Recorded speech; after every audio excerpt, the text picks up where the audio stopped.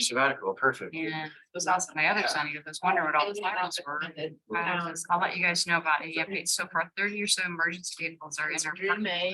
Now it's a lot in or out of. Hey, guys. Long time no It's for the time, yes. Or today, not able to do right now. But you don't do it. Yes. I'm on that one. Very much so. I do. You don't actually want to. I do. Most like. Okay, so.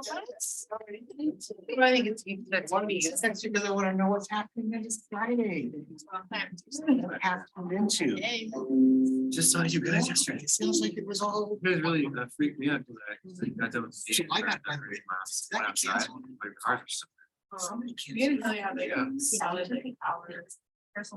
Yeah. It didn't. The event didn't. Miss, are you?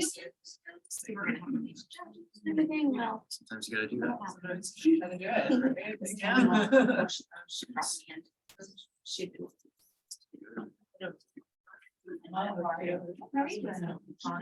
Been a busy semester.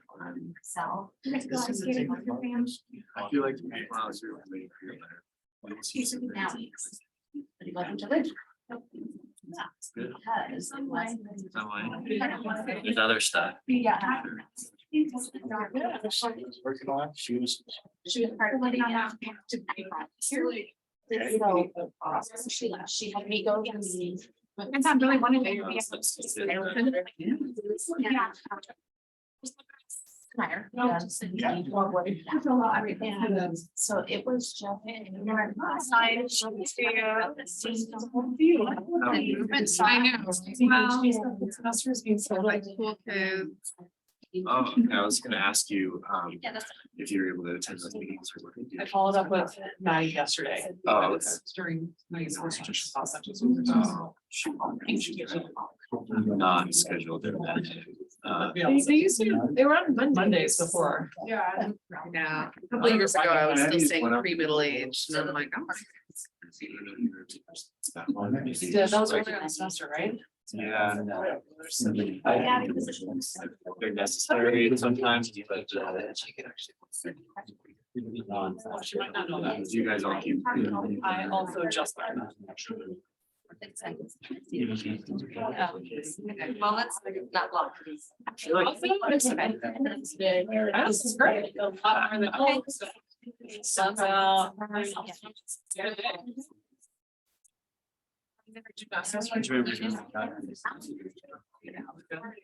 I love watching that. So fun. I'm 42.5. Yeah. When that went on.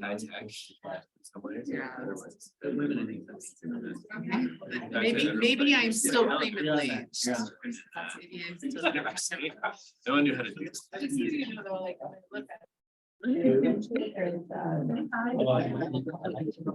Look away the red. It looks better now.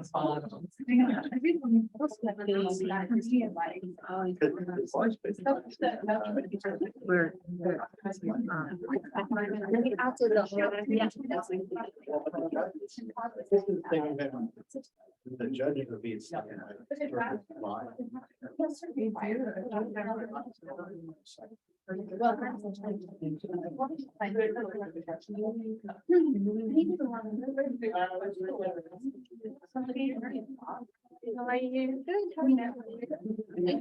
Yeah. Yeah. Yes. Now, okay. Yeah, I'm excited to have your. I think you probably know. Thank you. Yeah, and I'll make you. It's pretty general today. There's another one.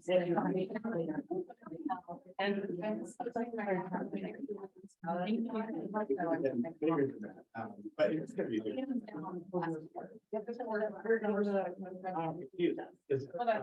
And the whole run should be like.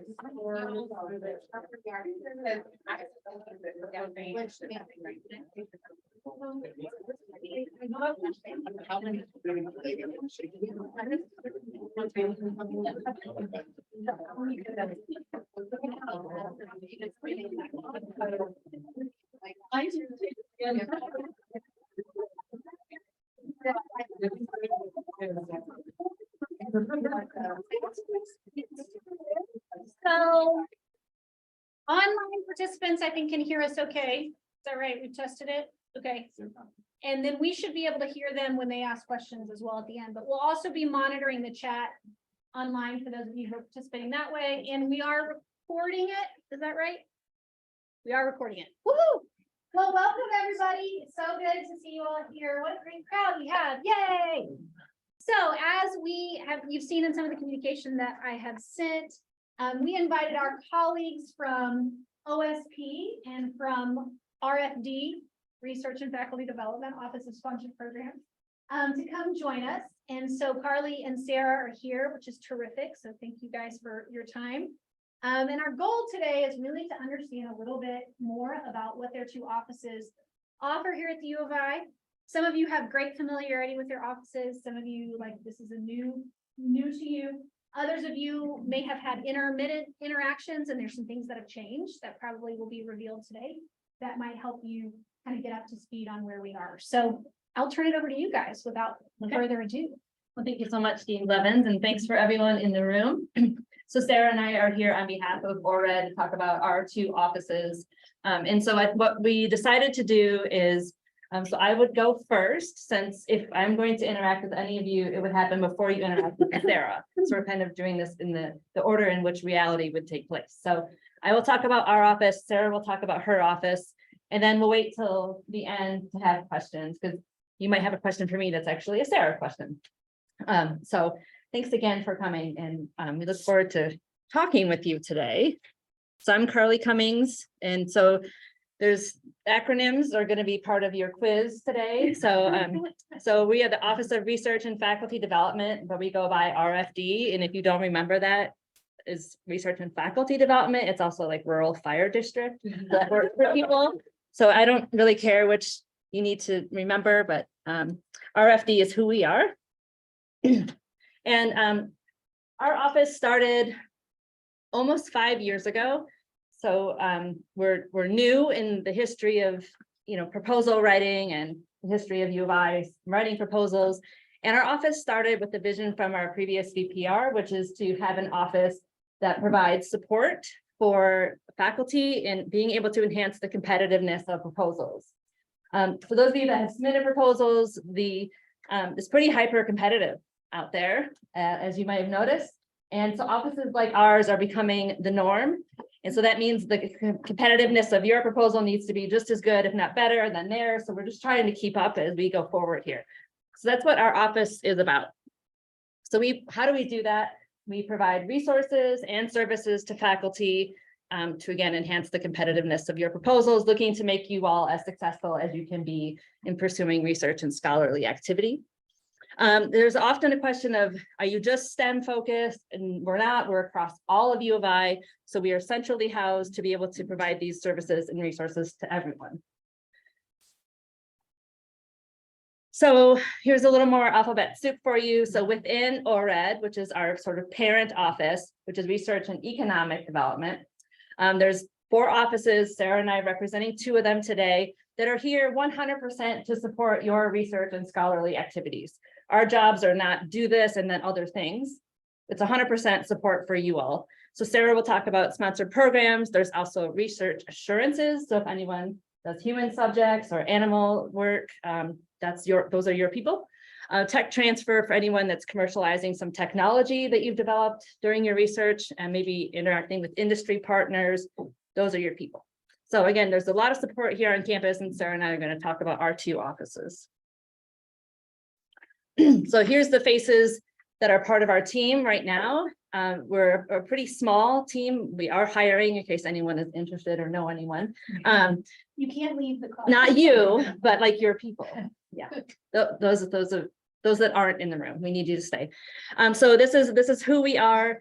And we are located in Morrill Hall. Most of ORED, all of ORED now is in Morrill Hall. So you can find us all together scattered throughout that building. As I talked sort of, theoretically about what we do. So what is it that you can rely on us for? And the activities and resources that we provide fall into one of three sort of spheres in my mind, at least. So this one is proposal development, one is faculty development, and then the third is leadership development. We're looking at these three spheres as providing like a 360-degree support to provide you all with whatever you need to become successful, funded research leaders. So leaders in your lab, in your field, internationally, whatever your goals are, we're there to help you achieve those. So that's who we are and what we do. I'm going to walk you through some of the more specifics in each of those three spheres to break it down a little bit for you. So within proposal development on the left side of the screen, we have what we refer to as sort of activities that are upstream of actually writing a proposal. There's plenty of work we can do together before you actually write the proposal. And in fact, I would say these are really important to get right in order to get yourself ready to actually write a competitive proposal when it comes time to do that. So we offer brainstorming, and you might say, how can you brainstorm with me? You're not in my field. But that's exactly why I can brainstorm with you, because I'm not in your field. I ask a lot of questions, look to see what you're thinking about. We know a lot about funding opportunities. And so there's a good opportunity to have really rich conversation around that. And I always tell people too, the more our office knows about the type of work you're doing or want to do, it's only going to benefit you. We see a lot of RFPs, and Sarah does as well, that come through, and it's like once a seed gets planted in my brain, it also acts like as a little magnet, and all of a sudden I just start seeing all these RFPs that are like perfect for someone. So come plant a seed in our brains. So that's level 0. We can also actually do strategic planning. You all are super busy and have a lot going on, and sometimes if you're like most of the faculty members I met, you get to Friday and your to-do list for Monday is still sitting there, right? It's so hard to plan for things when there's just so much to do and so much on fire. So what we can do is do some 1-year plan, a 5-year plan, and really start for you to be proactive. And then you can protect your time in order to make that plan become reality. Level 1 is learning to use our tool Pivot. Do you all know what Pivot is? Has anyone used it? Okay. And if you've used it, if you haven't used it like in the last year, you should use it again. It got better. And this is a big database of funding opportunities. They also have now funded proposals. You can look for collaborators in there. And our office is the office that is where the point of contact and can also provide some training, although the online trainings are beautiful. So I would just go with those.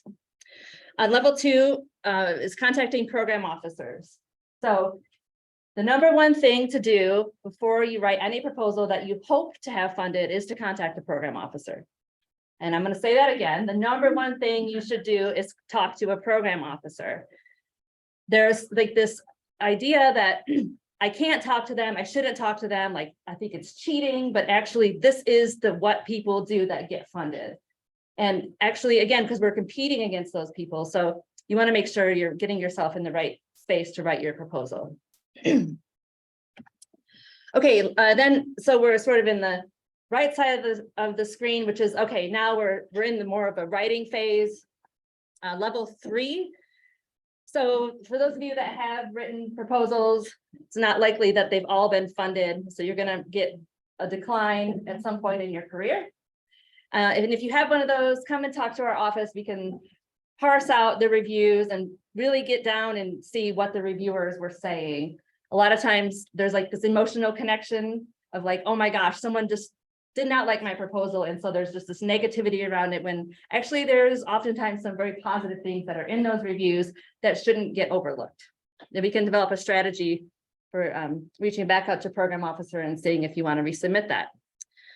And then level 4 and 5 is probably what you would think. of when I talk about proposal development. We're actually reviewing documents for clarity, for competitiveness, making sure your tone is persuasive, right? This is a marketing document, 100%.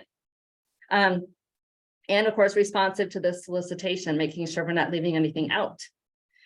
And if you're so inclined to write a large complex proposal for center grants, for large infrastructure with multiple institutions, those take a different level of support, and that's our level 6 support.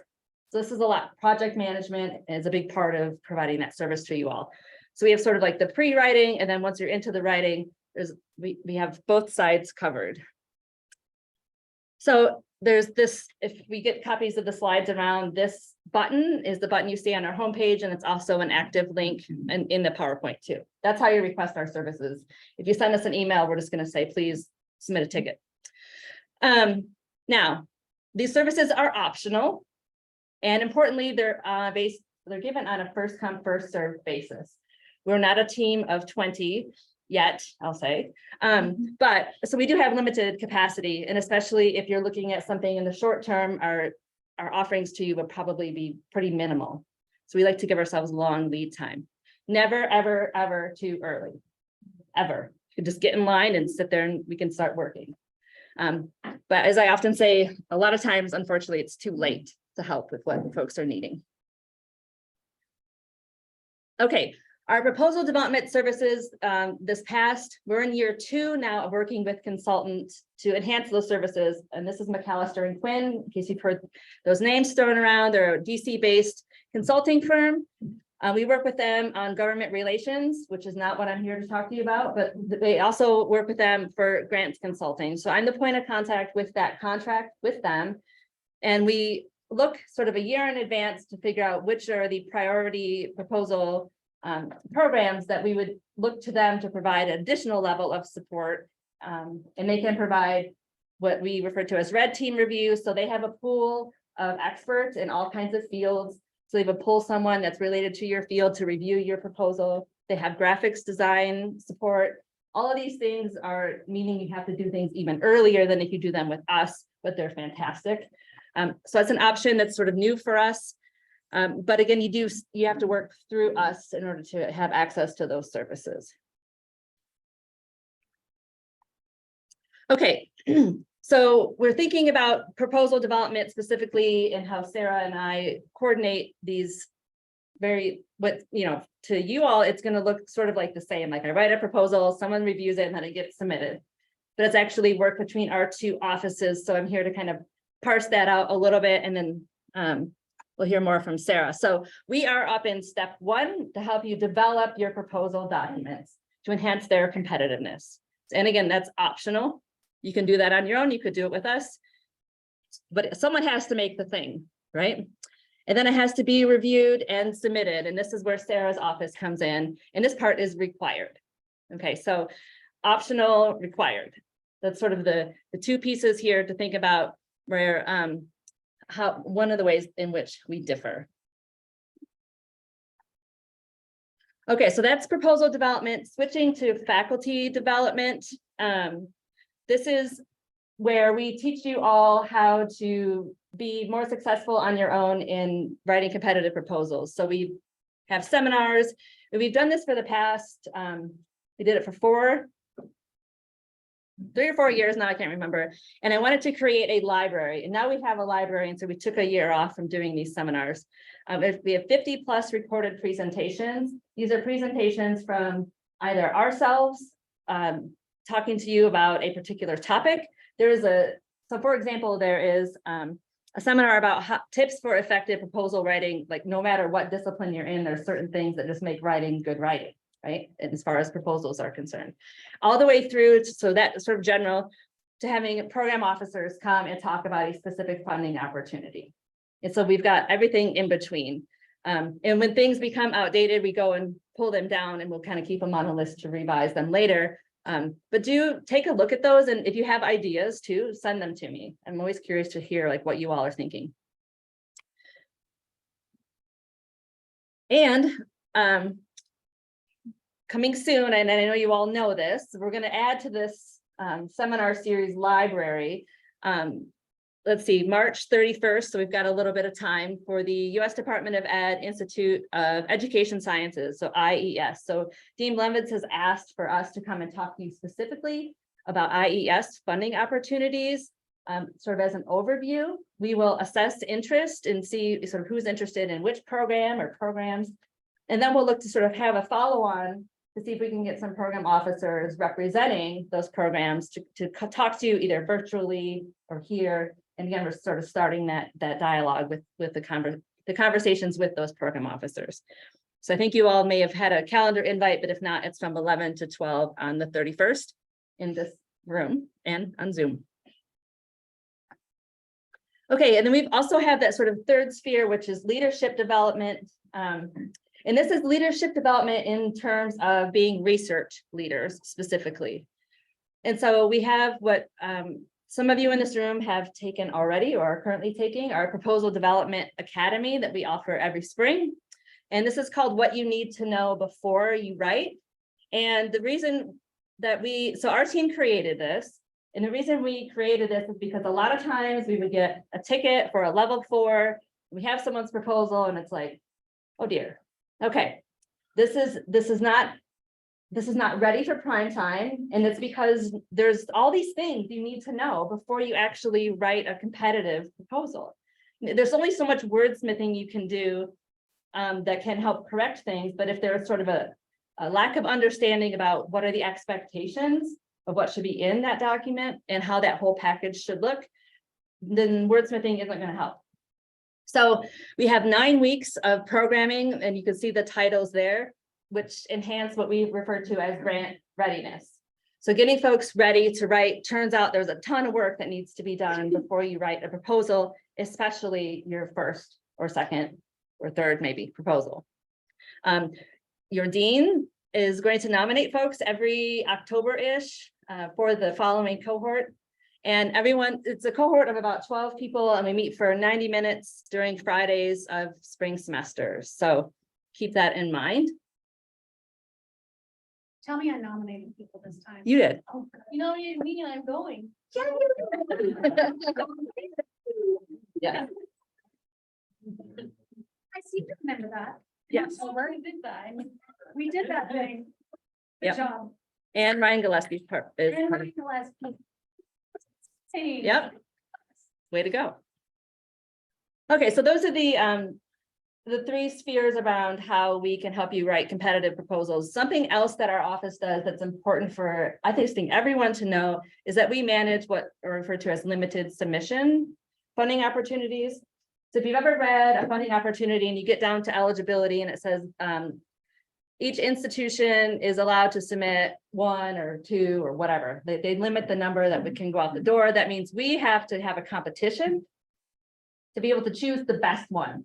And that's our goal, is to choose the best one, not the one that raised their hand the first, like the first one that raises their hand gets it. Like that's not a good competitive strategy. So we hold competitions internally. You will write, you'll first submit a notice of intent and then a concept paper. And then we have an internal review process to select those that are going to be recommended to the VPR, and the VPR makes the final call. So this is a big process and our office manages that. So if you are, again, and we send out a newsletter every week, our limited submission newsletter. So, have a look at those. But if you're reading an RFP and you notice that eligibility piece is in there, let us know immediately so we can know, if like, oh yeah, we have already got a competition going, or no, we didn't know about that, which is not, that happens a lot because there's a lot of these things that are sort of sneaky. Let us know. And it is the PI's responsibility to let us know so then we can figure out what are the next steps. And this process is very much coordinated with sponsored programs.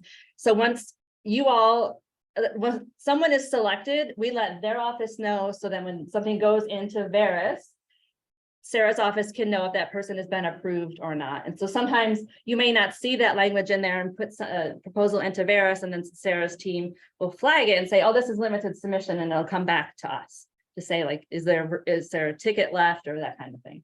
So we are very much coordinated on that front. Okay, Other things that you should know about from ORED as far as support for research. Have you all heard of the P3R1 grant matching program?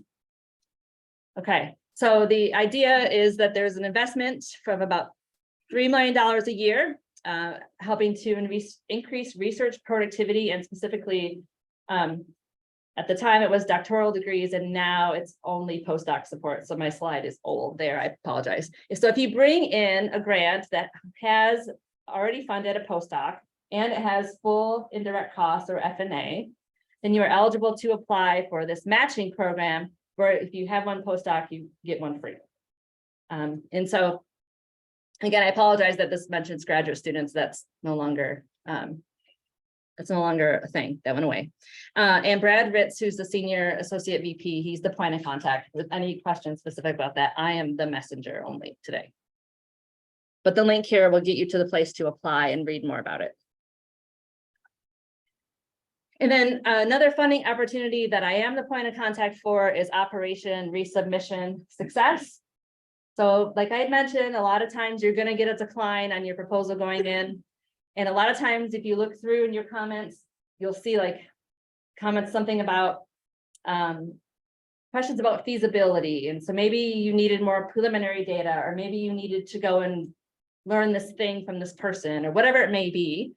We're really open to you all being creative about interpreting those reviews to come to us and say, I need X number of dollars to be able to respond to this review or comment. You're going to need to like point it out, or these comments. And you have to have also had a conversation with your program officer talking about those reviews and saying, if I were to address this thing, would that help in your mind? Would that make it more competitive? And they have to say yes.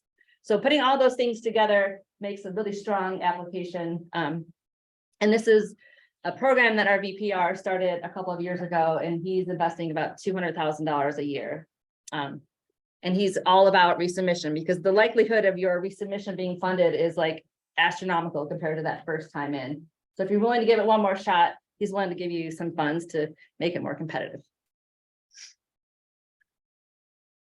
Okay, another piece of information to share with you today is that our team puts out 2 weekly announcements. We put out a funding opportunity bulletin, which has a range of opportunities across all the disciplines we can find in that week, kind of pressure on situation if we're a little low sometimes. And we have our limited submission newsletter that I mentioned too.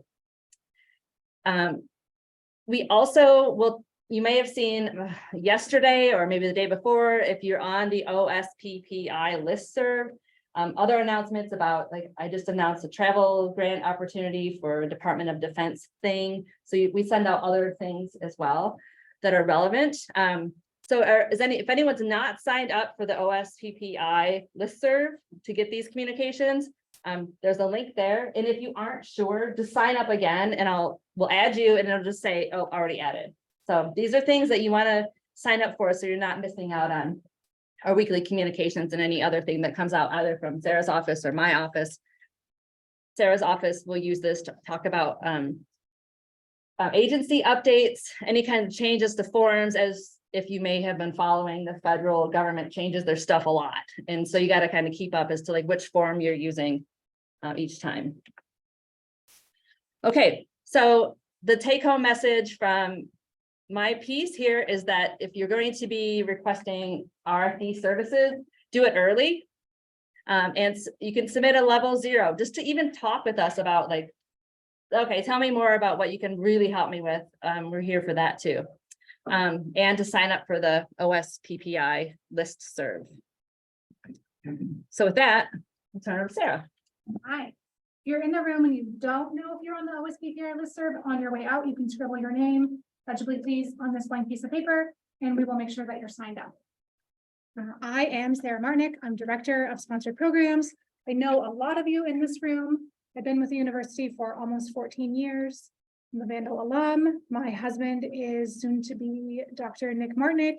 He works in the iSmart clinic. A lot of you might know him. So we are very much Vandal family, and we love being here. And I love being part of sponsored programs.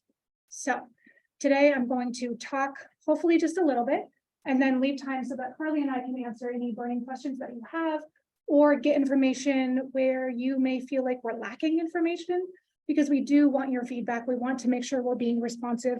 If there's something that you need, we want to know what it is so that we can help. So here is the mission and vision of the Office of Sponsored Programs.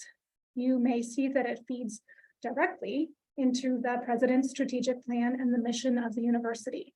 This just reminds Sponsored Programs team members that we are here to perform a specific job, which is to increase research and creative scholarly programs and to support our faculty and our students.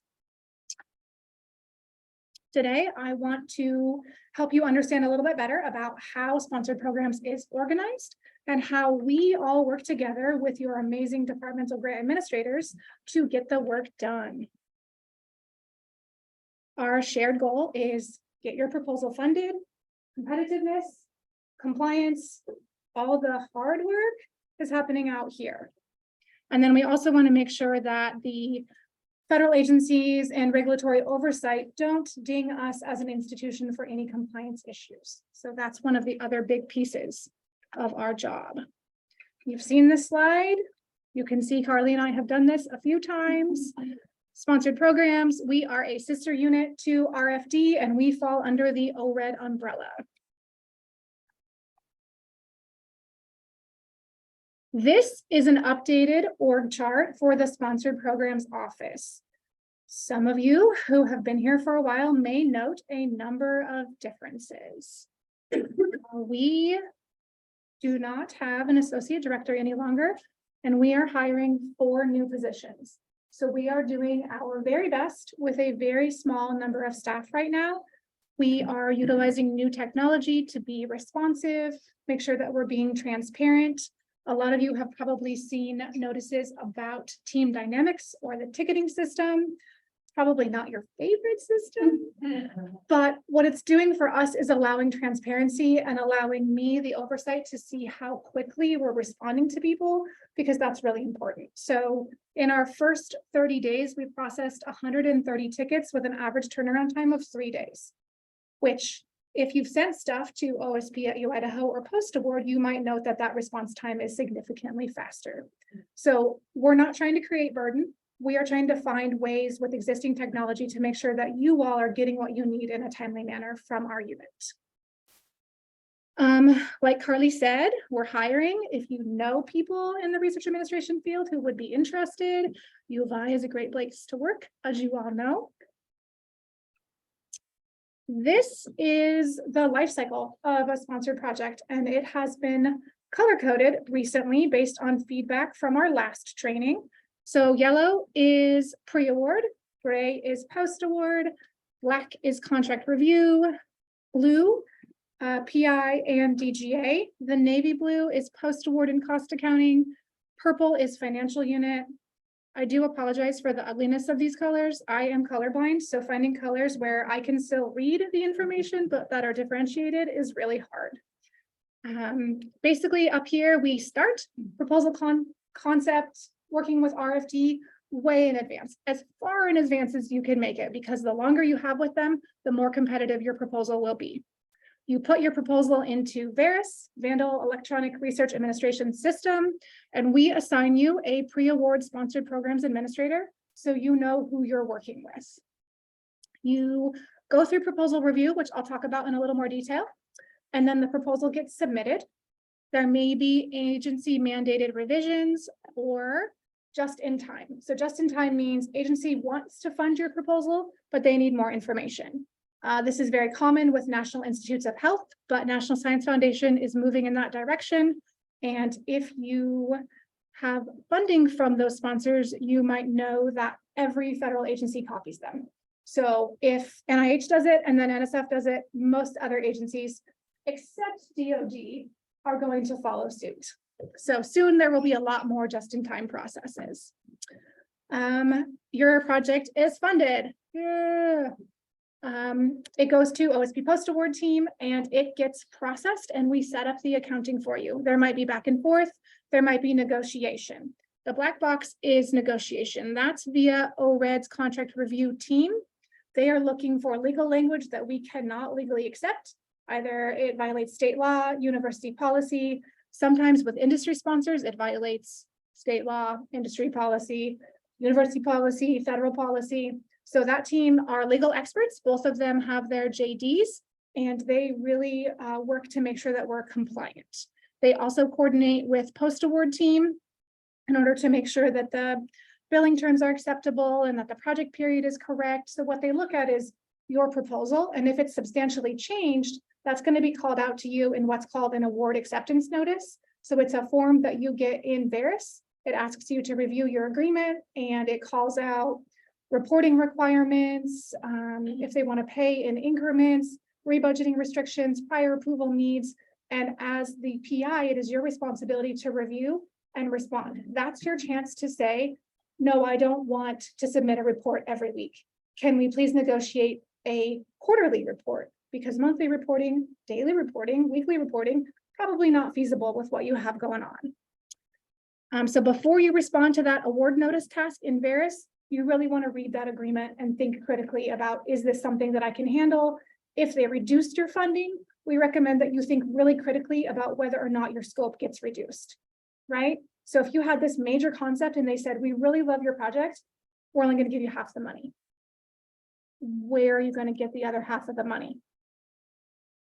Probably not the university most times. So we should really think critically together about, is that feasible for the amount of money? And if it isn't, what can we reduce? So that award notice, that's your time to do that. Your budget setup occurs, you get that information. If you have any subawards, so outgoing subawards from your project, it's your job to initiate that. There is a ticket in the ticketing system for that now. You submit the ticket, it goes to contract review, and they begin work on your subaward.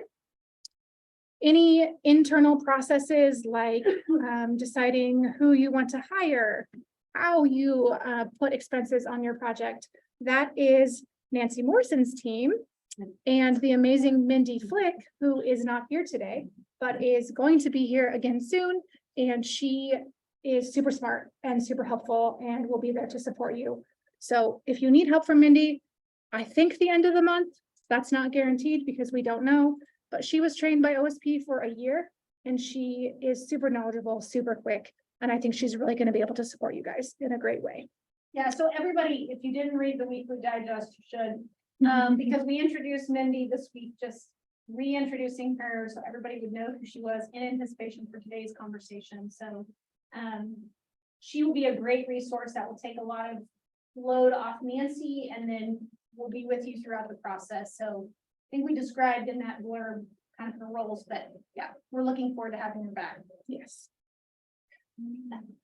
So we're up here in the purple box. So sponsor programs, we're responsible for invoicing, collecting payment, submitting financial reports. Technical reports, other deliverables, that's the responsibility of the PI and co-PIs. If you need prior approvals, that is a form that you initiate in Veris off of your proposal. You submit your prior approval, that scope of work changes. Maybe you need more time on a deliverable. Maybe you need to rebudget. Maybe you need to add a co-PI or remove a co-PI or change the PI.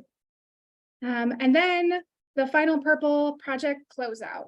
Project closeout doesn't get a lot of attention, but as National Security Policy Memorandum 33 and CHIPS and Science Act of 2022 come online, closeout is going to be more important than ever because there's a lot added that has to be completed by closeout. Like you have to have your data available in a publicly accessible repository, either at the time that you publish an article, manuscript, journal, whatever related to that data, or the last day of your project. That's brand new from NIH. It's going to be difficult to monitor. We honestly don't yet know how we will monitor that because we don't get copies of what you guys publish. And it's not feasible for us to request that of you. So we're looking at that, but that's going to become part of our closeout process, and you'll get reminders along the way. We just built a new website for it. We're developing some communications for it. So there'll be more information on that. But closeout is something that we don't talk a lot about, and it's going to become more important as we move forward. Pre-award team. I'm going to cut this a little bit short because I want to make sure we have a lot of time for questions. How many of you have heard about the 4 business day rule? Every single one of you? Not a lot of you? Real quick, 4 business days. These are actual business days, not holidays, not weekend days, full days. That's an 8-hour chunk of time. Business hours, please. It means your materials must be in their final submittable form, compliant with agency guidelines and university policy, no less than 4 full business days. That means Veris and whatever your submission portal is. If it's research.gov, it needs to be in both. That allows pre-award team the time that they need to take care of your proposal and really work through it critically to find any compliance issues and every other proposal at the university. So right now we have 850 active sponsored projects. We submit over 1,100 proposals a year. We have 3 dedicated pre-award people. That's a lot of work. So 4 business days is our minimum. Should you not meet that 4 business days, we will evaluate whether there were exigent circumstances. And then if there are, whether or not we can fit you in without doing harm to someone else's proposal. It's not a fun job. It's my decision to make. I do not enjoy it at all. But if letting you have a pass means someone else's proposal doesn't go or doesn't go in the best format, then I'm going to make that hard decision. So please comply with the 4 business day rule as much as you can. Know that we understand that there are emergencies. Sometimes things don't go as planned. If you do have exigent circumstances, tell your pre-award SPA. They will communicate. Eric Everett is the lead for that team. He has delegated authority to make that decision. Just let us know before it becomes submission day, which then at that point, it's almost too late for us to help. Can I make one comment here too? When you get to that process of putting it in Veris, you need to send an email to Twyla and I and Nancy that you are doing that and with a copy of the proposal. Because what is happening right now is I don't have time to review them fully when I get a proposal in Veris and people are hounding me 5 hours later to sign off. So it's very important that I see them at the time that you're putting them into Veris. So CDHD has been doing a great job on that. So thank you guys. But the rest of you, that memo probably hasn't been said loud and clear. But I am also reviewing them and I'm not just signing off on them because I want to make sure that we know what's being proposed and we know how the budgets particularly are being proposed and how they'll impact the college. So please also copy Twyla, Nancy, and I when you submit it into Veris. And that's important and something I should mention. By getting your proposal in early, we can start routing earlier, which means that your chair and your dean get the time that they need to perform those reviews. And if they do spot something that's wrong, they can come back to you and say, hey, I have a question about this, rather than, 2 hours before it's due and everyone is scrambling to make sure that button gets hit. And after the dean signs, I have to sign off on it as well. And so when it's really close to that deadline, it really gives me heartburn to have to say, I don't think this is right, because then we have to find you. Maybe you're in class. Maybe you finally made it home for the day. We don't want to have to come and say, hey, this might not go if you don't fix this thing. So the more time that you can give pre-award team to do those final checks, the better. SPA, Veris, agency portal, proposal revisions, that happens with pre-award team. So if the agency comes back and says, love your project, but we think you put in too much money for publications, which is crazy because the price of publications is crazy. Then you would work through pre-award team. They would help you get your revised budget into Veris. You don't have to do a whole new Veris form unless your scope of work changes or your budget changes by more than 25%. Post-award team. This is compliance review of agreements and amendments. They coordinate with what I call the SMEs, subject matter experts, and contract review team. They help make sure that your agreement is sound. You like it, we like it, it complies with law, regulation, policy, it got signed off on, and then we can release your accounting. SMEs, this is human subjects, animal subjects, radiation, biohazard. If you don't have a protocol in place at the time that we process your award, we cannot release your accounting. So if you get an intent to fund and you do human subjects work, one of the first things you should do is get that protocol in to human subjects board. Agreement and amendment processing, we do all of the data entry into Banner, we release your funding, we add the funding, we change the PI, we change the end date. All of those things happen with post-award team. We also do progress report review and submission. So this is something that we do only when AOR signature is required. or we are required to submit it in an agency portal. There is now a ticket for that in TD Next. One thing that we always have to say, who can sign a sponsored project agreement or proposal? President Green, Vice President Nomura, me, and then my assistant director, Heather Clark. At this point in time, those are the only people allowed to sign a sponsored project agreement. And this is incoming funding, not purchasing, not outgoing funding.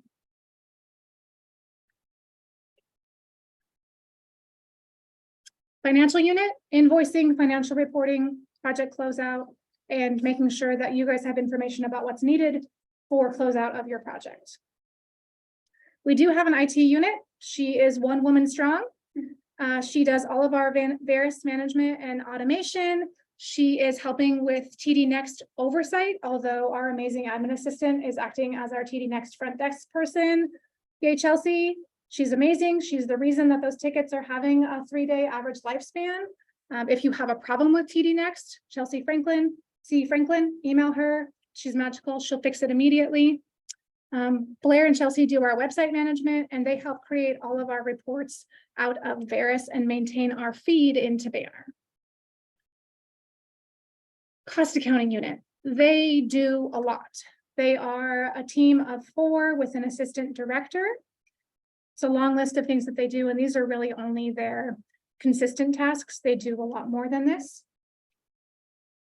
We are coming up on our F&A rate proposal base year as well. So that's going to be something that they're really focused on. They also do all of our audit responses. So we had another clean audit. We've had 6 desk audits this year, all clean. That's thanks to your excellent work in managing your sponsored programs fund and their excellent work in pulling data and responding to our auditors. Roles and responsibilities. There is a matrix which is linked here. It lines out roles and responsibilities for faculty, staff, your DGA or DRA, OSP, RFD, ORED, and our sister units. It's a really great resource. If you have questions about whose job is this, go visit that. It was just updated for NIH and NSF policy changes, and that update should be posted this week as well. PI responsibilities. This is just a very short snippet of sponsored programs responsibilities that are pretty major in ensuring compliance. So progress reports, technical reports, monitoring your subawards and approving their invoices. So if you have a subawardee who submits an invoice, but you haven't seen any productivity from them, you should not sign that subaward invoice. You should let us know, like, these things aren't congruent, or I have questions, and we can help you dig into that and work with the subawardee to make sure that the cost and the work productivity match. Dates and deliverables. If you have milestones and you're required to deliver thing 1, thing 3, and thing 5 on 3/8/2023, it is your responsibility to make that delivery. If you can't make that delivery, it is your responsibility to let us know ahead of time so that we can coordinate with your sponsor to say, hey, we're a little bit delayed. Can we have a little more time? It's much better to ask and be told no than to not do it and then be told you're in trouble and we're going to take your project back. That's what we don't want. Here is a whole bunch of resources, including TD Next, guide to sponsored projects, a link to Veris and all of the guides in Veris, and a new sponsored projects compliance page that we built in response to National Security Policy Memorandum 33 and CHIPS and Science Act. One really great thing that I want to highlight, current and pending support. It is a pain. We know it's a pain and we don't even have to do it. So we built out 2 new reports where you can ask OSP to provide a summary of data for you to plug into your current and pending report.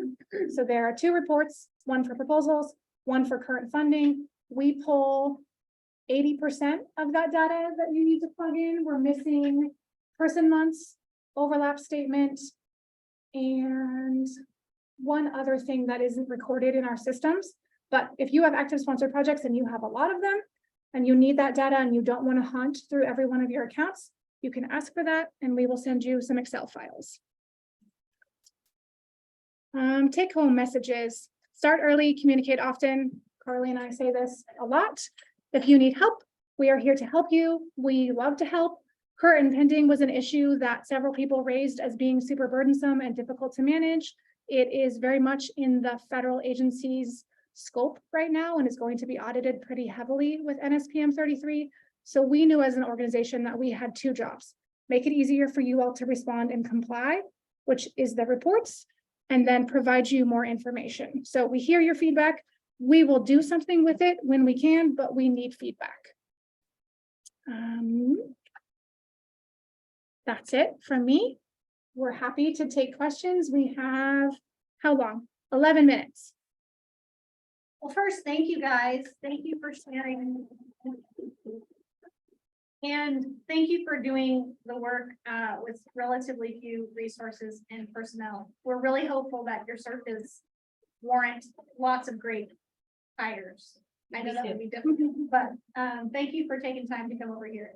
So I do think opening up for questions would be helpful, as broad or as specific as we want. I do want to mention Krista put in the chat in Zoom that she participated in the proposal development seminar and said something that she went from small proposals to now she just got a $500,000 proposal. So she really felt like it was super valuable. So Haley, no pressure. Got no pressure. Who else did we say was on? Ryan, no pressure. Yeah, well, yeah. So, and if it's something that you're interested in, I do remember this process now, Haley, sorry, it's not that I forgot about you. I did consult the chairs and asked them for their perspectives and then kind of took that. So if that's something you're interested in, you've not participated in, let your chair know or let me know, and we'll make sure that when October comes around, we've got a good solid list for that. I have a question for you. Oh. Yeah. When did you send out the memo that said that if you were writing a proposal for any kind of grant or any kind of funding, that it must be forwarded to you, Nancy, and well? Really early when I got here, so it's probably not been reiterated since we sent it out. Because I did not send my proposals. That's okay. I get them. Most people don't. So that's why I'm saying it again here. Nobody's in trouble for that. It just helps, particularly when they're hounding me at 4:30 on a Friday, like sign the proposal. I'm like, I haven't reviewed it. I gotta review it. So it just helps me be prepared. So no fault to anybody. That's our lack of communication on that. So, yeah. I have a question about all of this lovely repository stuff. Yes. Is it something, and I know that they talked about it in the NIH boot camp we just had in the past couple days, but I somehow am still confused. I feel like no matter how much the NIH explains, I'm still permanently confused. Yeah. Is it something that we need to be including in our budgets to pay for? And then how do we find, I don't even know where to begin in terms of searching for those. And is it something that OSP helps us manage?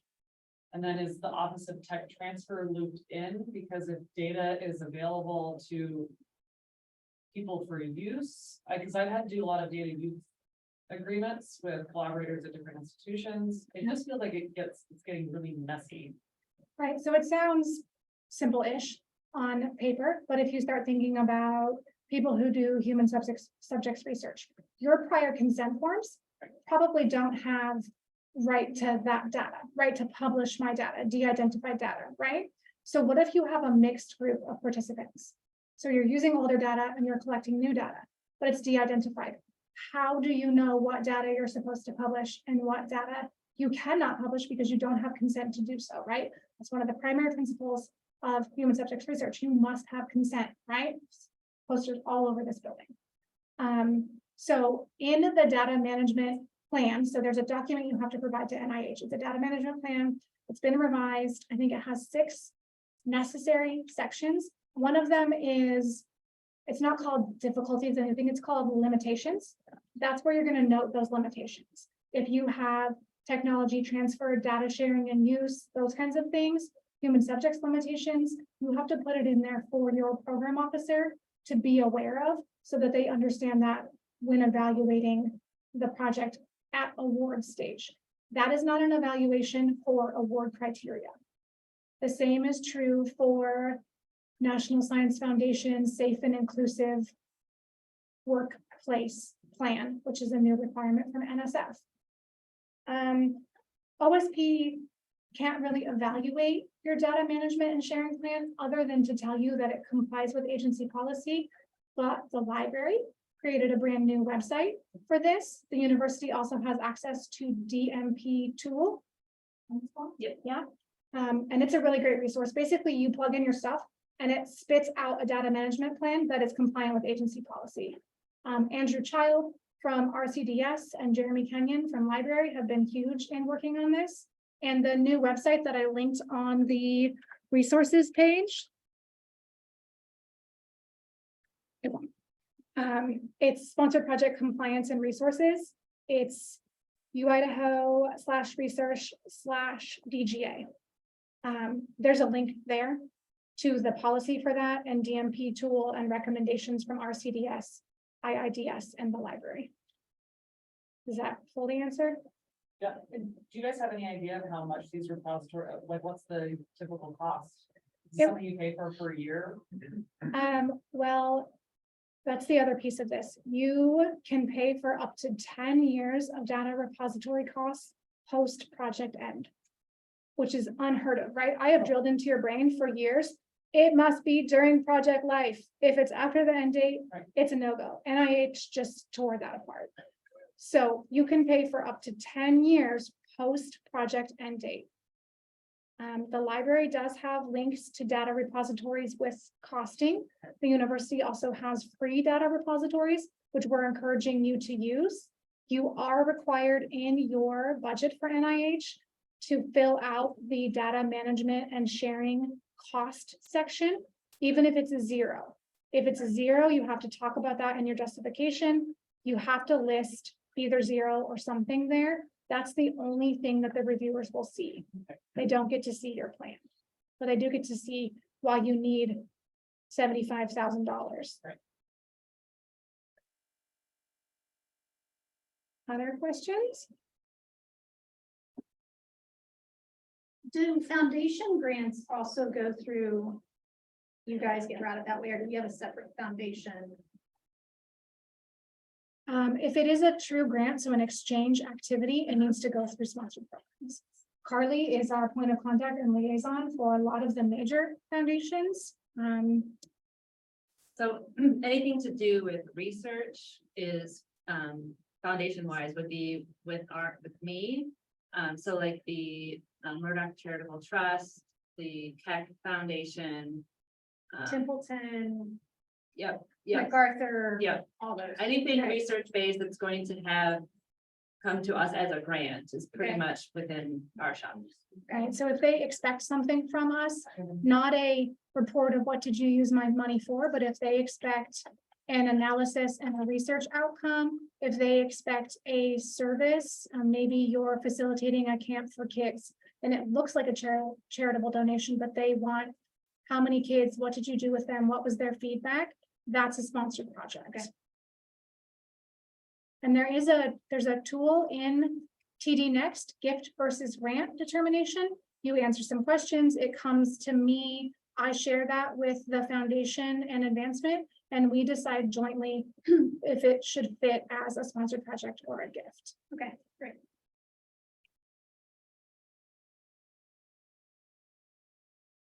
I have like endless questions, but for data management, is it a requirement under all umbrellas of NIH? Because Kate had just mentioned that Mountain West CTRN did not require a data management plan, and is that because they're housed under NIGMS specifically, or how do we find out? I assume like with the Sure grants, you'll tell me what things are required and not required, but is there a way to easily find out that information?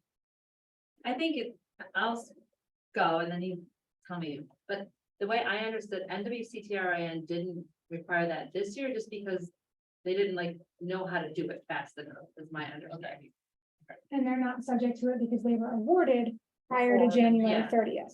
But they would have liked to have done it, but they just kind of couldn't get it together. Okay. But that's why we had to change it for the second submission of the COBRE, because it wasn't part of it in the previous year, but then. It was due like it on was the due, day. Like on the day, Yeah. Okay. Yeah. Great. So there is a cutoff, January 30th, anything due on or after that date does require that. Some NIH directorates do not require it. So on the website, there's actually a link to the NIH page that says these particular types, like I think fellowships, Ks, those ones may not be subject to it. Okay, but R16s for sure would be subject to it. Yeah, anything I think is going to be subject to it.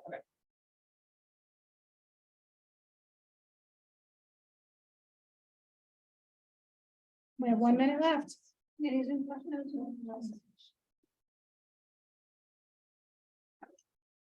did so good without any questions. So I'll reiterate, when I was interviewing for this position, one of the things that I heard was, we're supposed to be moving towards R1, we're supposed to be doing more grant activity. How are you gonna help us do that? Well, me personally can't necessarily help you do that, but we have lots of resources at the institution to help with that. I oftentimes hear people say, well, there's nobody who can write the grant. Correct.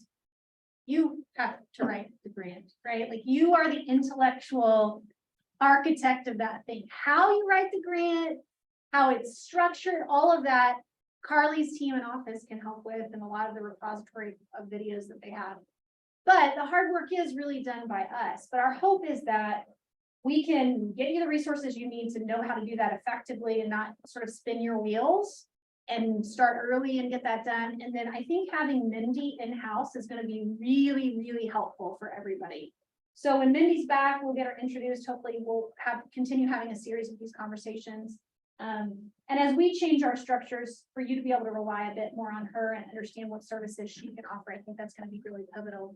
But of course, she'll be busy too, so we'll get on her calendar earlier. So if there are other things that you think of in the meantime that you're like, Brooke, this would be helpful if we had a session on this or that, or I'm confused, or these are challenges, let me know and I'll work with this great team and we can talk through those. So IES is a funding possibility we'll continue to explore, but if there's other things, then please let me know about that too. But thank you guys for being here and taking time. Hopefully this was helpful. We'll continue, and thank you guys for all your work. So thank you. Awesome. Thanks.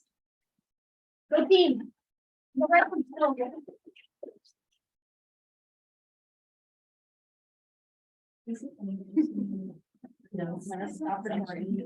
Thank you.